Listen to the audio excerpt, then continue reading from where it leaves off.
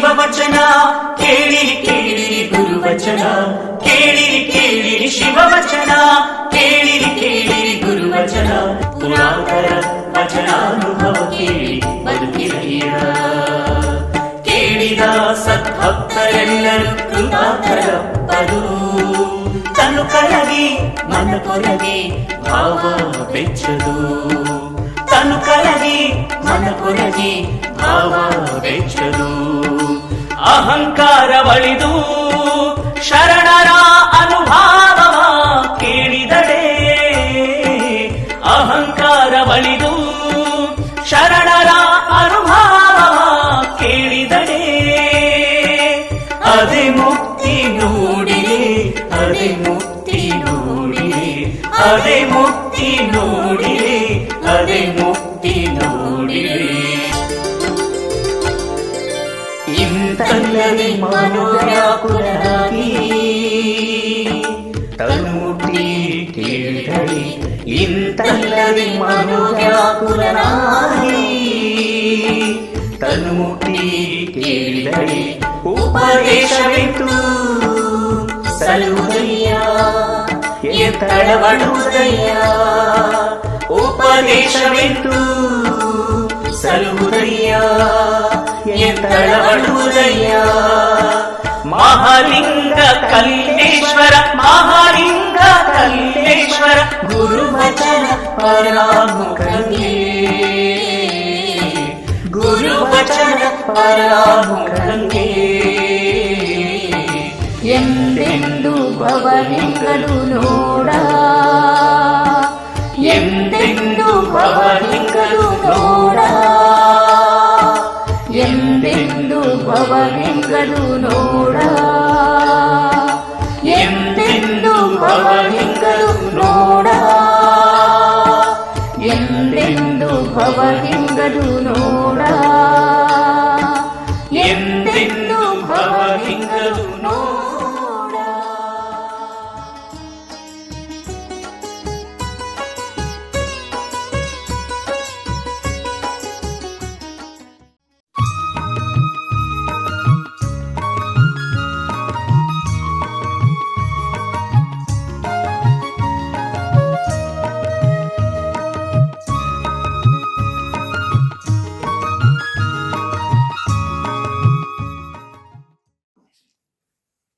ಸ್ತುತಿ ನಿಂದೆಗೆ ಕಿವುಡನಾಗಿರಬೇಕು.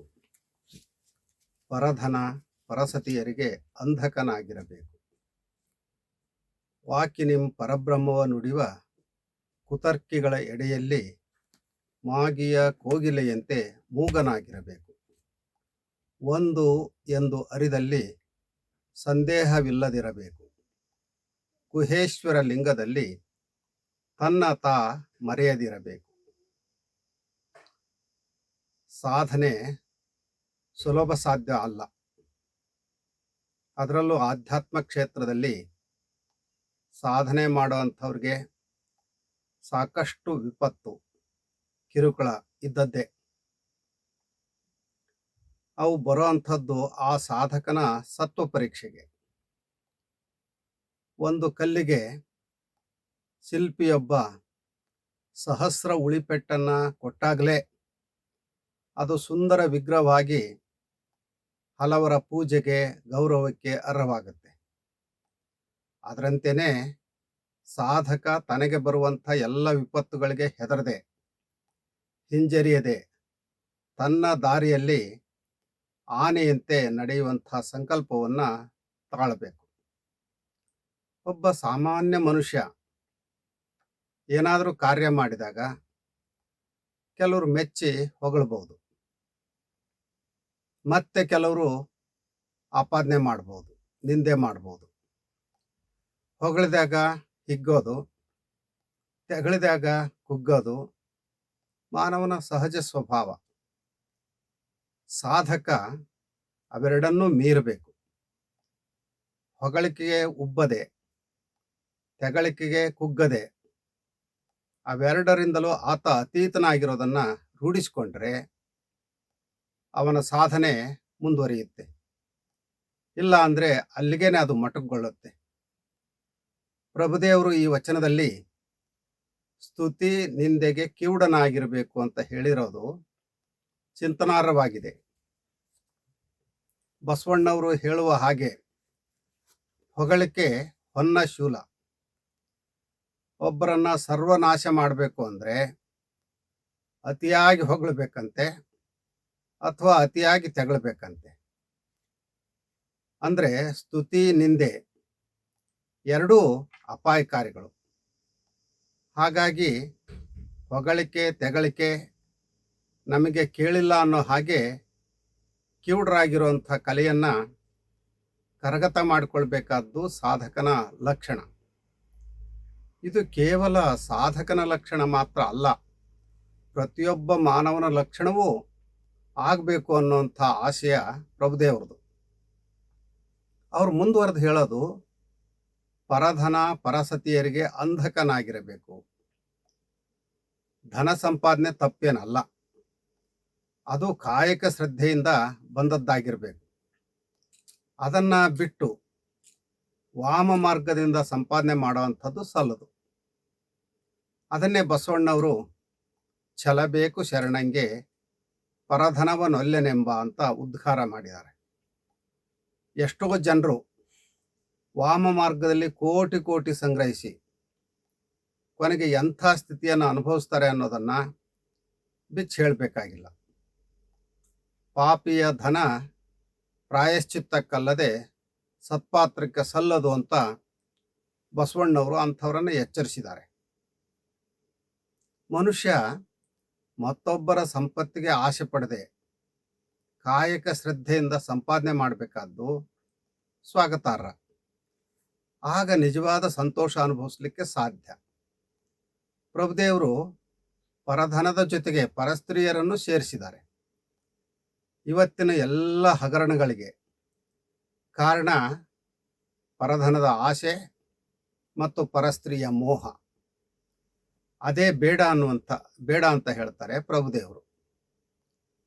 ಸತಿಪತಿಗಳೊಂದಾದ ಭಕ್ತಿ ಹಿತವಾಗಿಪ್ಪುದು ಅನ್ನೋ ಹಾಗೆ ಗಂಡ ಹೆಂಡತಿ ಪರಸ್ಪರ ಒಂದಾಗಿ ಪ್ರೀತಿಯಿಂದ ಬಾಳಿದರೆ ಅದು ಅವ್ರಿಗೂ ಹಿತ, ದೇವ್ರಿಗೂ ಪ್ರಿಯ. ಕೆಲವ್ರ ಸ್ವಭಾವ ಮತ್ತೊಬ್ಬ ಮಹಿಳೆ ಮೇಲೆ ಕಣ್ಣು ಹಾಕೋದು, ಕೊನೆಗೆ ಅವಳ ಮೋಹಕ್ಕೆ ಸಿಲುಕಿ ತನ್ನ ಸಮಾಧಿಯನ್ನು ತಾನೇ ತೋಡ್ಕೊಳ್ಳುವಂಥ ಸಂದರ್ಭವನ್ನು ತಂದುಕೊಳ್ತಾರೆ. ಈ ನೆಲೆಯಲ್ಲಿ ತನ್ನ ಸತಿಯನ್ನಲ್ಲದೆ ಮತ್ತೊಬ್ಬ ಮಹಿಳೆಯಲ್ಲಿ ಮೋಹಿತರಾಗದೆ ಕುರುಡರಂತೆ ವರ್ತಿಸಬೇಕು ಅನ್ನುವಂಥದ್ದು ಪ್ರಭುದೇವರ ಅಭಿಪ್ರಾಯ. ಇವತ್ತಂತೂ ಪರಧನದ ಆಸೆ, ಪರಸ್ತ್ರೀಯ ಮೋಹ ಅತಿಯಾಗಿ ಏನೆಲ್ಲ ಹಗರಣಗಳಿಗೆ ಕಾರಣ ಆಗ್ತಾ ಇದೆ. ಇಂಥ ಸಂದರ್ಭದಲ್ಲಿ ಅಲ್ಲಮ ಪ್ರಭುದೇವರ ಪರಧನ ಪರಸತಿಯರಿಗೆ ಅಂಧನಾಗಿರಬೇಕು ಅನ್ನುವಂಥ ಹಿತೋಕ್ತಿಯನ್ನು ಮತ್ತೆ ಮತ್ತೆ ಸ್ಮರಣೆ ಮಾಡಿಕೊಳ್ಳುವಂಥ ಅಗತ್ಯ ಇದೆ. ಪರಧನವನ್ನು ಮಣ್ಣಿನ ಹೆಂಟೆಯಂತೆ, ಪರಸ್ತ್ರೀಯರನ್ನ ಹೆತ್ತ ತಾಯಿಯಂತೆ ಕಾಣುವ ಆದರ್ಶ ಗುಣಗಳನ್ನು ಬೆಳೆಸ್ಕೊಳ್ಳೋ ಅಗತ್ಯ ಎಂದಿಗಿಂತ ಇವತ್ತಿದೆ. ಇವತ್ತು ಬಹುತೇಕ ರಾಜಕಾರಣಿಗಳ ಮತ್ತು ಅವರ ಮಕ್ಕಳ, ಕೆಲವು ಸ್ವಾಮಿಗಳ ಬದುಕನ್ನು ಕಂಡಾಗ ಹೇಸಿಗೆ ಅನಿಸುತ್ತೆ. ಅವರು ಸಹ ಪರಧನ ಮತ್ತು ಲೈಂಗಿಕ ಹಗರಣಗಳಿಂದ ತಮ್ಮ ಮಾನವನ್ನು ತಾವೇ ಹರಾಜಿಗಿಟ್ಟುಕೊಳ್ಳುವಂಥ, ದೇಶವನ್ನು ಬಿಟ್ಟು ಹೋಗುವಂಥ, ಸೆರೆಮನೆ ಸೇರುವಂಥ ಪ್ರಸಂಗಗಳನ್ನು ತಂದುಕೊಂಡಿದ್ದಾರೆ. ಇಂಥ ನಿದರ್ಶನಗಳನ್ನು ಕಂಡಾದರೂ ಮನುಷ್ಯ ವಿವೇಕಿಯಾಗಿ ತನ್ನನ್ನು ತಾನು ರಕ್ಷಣೆ ಮಾಡಿಕೊಳ್ಬೇಕು. ಸ್ತುತಿ ನಿಂದೆಗೆ ಪಕ್ಕಾಗದೆ, ಪರಧನ ಪರಸ್ತ್ರೀಯರಿಗೆ ಎಳಸದೆ ವಿವೇಕದಿಂದ ವರ್ತನೆ ಮಾಡೋದಷ್ಟೇ ಮುಖ್ಯ ಅಲ್ಲ, ಎಂಥವರ ಒಡನಾಟ ಮಾಡಬೇಕು, ಯಾರ ಜೊತೆ ಮಾತನಾಡಬೇಕು ಅನ್ನುವಂಥದ್ದು ಸಹ ಅಷ್ಟೇ ಮುಖ್ಯ. ಕುತರ್ಕಿಗಳ ಜೊತೆ, ಸುಳ್ಳನ್ನೇ ಸತ್ಯ ಅಂತ ಸಾಧಿಸುವಂಥವ್ರ ಜೊತೆ, ಕೊಳಕು ಮಾತನಾಡುವಂಥವ್ರ ಜೊತೆ ವಿಶ್ವಾಸ ಸಲ್ಲದು. ಅವ್ರ ಮಾತಿನಲ್ಲೇ ಮನೆ ಕಟ್ಟುವಂಥ, ನಾವು ನುಡಿಯುವುದು ದೇವರು ನುಡಿಸಿದಂತೆ ಅನ್ನುವಂಥ ಕುತರ್ಕಿಗಳು, ಅಂಥವ್ರ ಜೊತೆ ಮಾತನಾಡೋದು ಅಂದರೆ ಕಲ್ಲನ್ನು ಹೊಯ್ದು ಕಿಡಿ ತೆಗೆದುಕೊಂಡ ಹಾಗೆ. ಹೇಸಿಗೆ ಮೇಲೆ ಕಲ್ಲೆಸೆದು ಮುಖಕ್ಕೆ ಸಿಡಿಸ್ಕೊಂಡಂತೆ.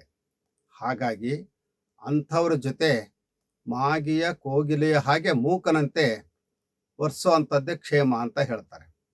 ಬದಲಾಗಿ ಶರಣರ ಜೊತೆ ಮನದೆರೆದು ಮಾತನಾಡಬೇಕು. ಕೊನೆಗೆ ಒಂದು ಎಂದು ಅರಿದಲ್ಲಿ ಸಂದೇಹವಿಲ್ಲದಿರಬೇಕು.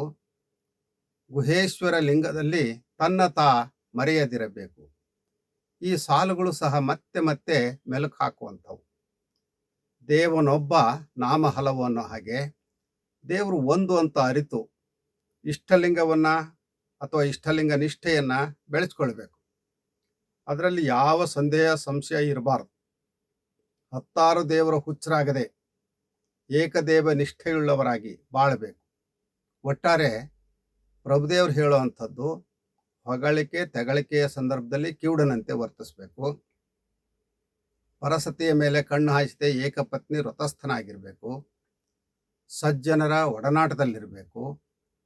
ದೇವನೊಬ್ಬ ನಾಮ ಹಲವು ಅನ್ನೋದನ್ನು ಅರಿತು ಇಷ್ಟಲಿಂಗ ನಿಷ್ಠೆಯನ್ನು ಬೆಳೆಸ್ಕೊಳ್ಬೇಕು. ಹಾಗಂತ ತನ್ನನ್ನು ತಾನು ಮರಿಬಾರದು, ಸದಾ ಜಾಗರೂಕನಾಗಿರಬೇಕು ಅಂತ ಹೇಳ್ತಾರೆ.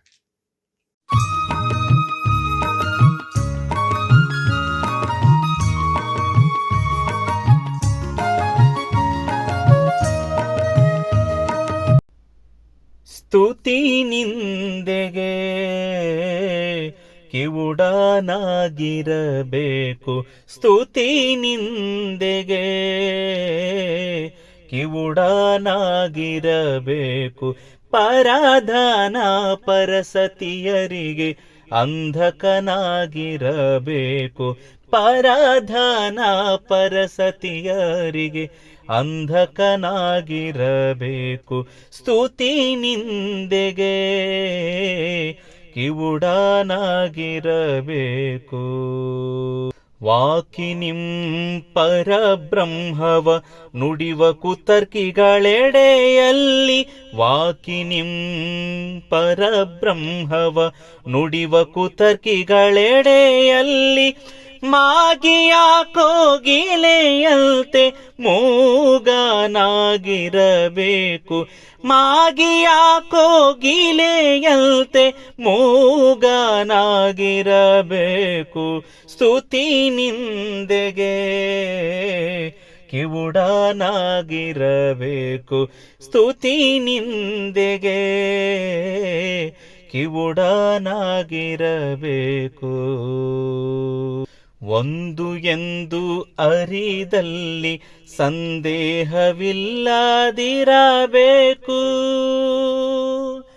ಒಂದು ಎಂದು ಅರಿದಲ್ಲಿ ಸಂದೇಹವಿಲ್ಲದಿರಬೇಕು.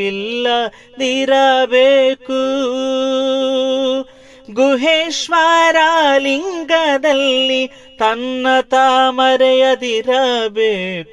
ಗುಹೇಶ್ವರ ಲಿಂಗದಲ್ಲಿ ತನ್ನ ಮರೆಯದಿರಬೇಕು. ಸ್ತುತಿ ನಿಂದೆಗೆ ಕಿವುಡನಾಗಿರಬೇಕು. ಪರಾಧನ ಪರಸತಿಯರಿಗೆ ಅಂಧಕನಾಗಿರಬೇಕು. ಸ್ತುತಿ ನಿಂದೆಗೆ ಕಿವುಡನಾಗಿರಬೇಕು. ಸ್ತುತಿ ನಿಂದೆಗೆ ಕಿವುಡನಾಗಿರಬೇಕು.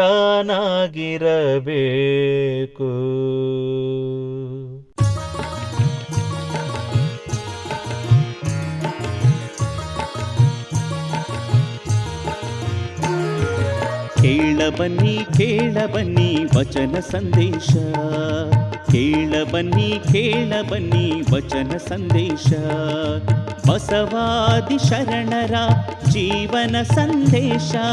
ಬಸವಾದಿ ಶರಣರ ಜೀವನ ಸಂದೇಶ. ನಮ್ಮೆಲ್ಲರ ಬದುಕಿಗೆ ಬೆಳಕ ನೀವ ಸಂದೇಶ. ನಮ್ಮೆಲ್ಲರ ಬದುಕಿಗೆ ಬೆಳಕ ನೀವ ಸಂದೇಶ. ಅನುಭಾವಿಗಳ ಅನುಭಾವದ ಸಂದೇಶ. ಅನುಭಾವಿಗಳ ಅನುಭಾವದ ಸಂದೇಶ. ಅನುಭಾವಿಗಳ ಅನುಭಾವದ ಸಂದೇಶ. ಅನುಭಾವಿಗಳ ಅನುಭಾವದ ಸಂದೇಶ.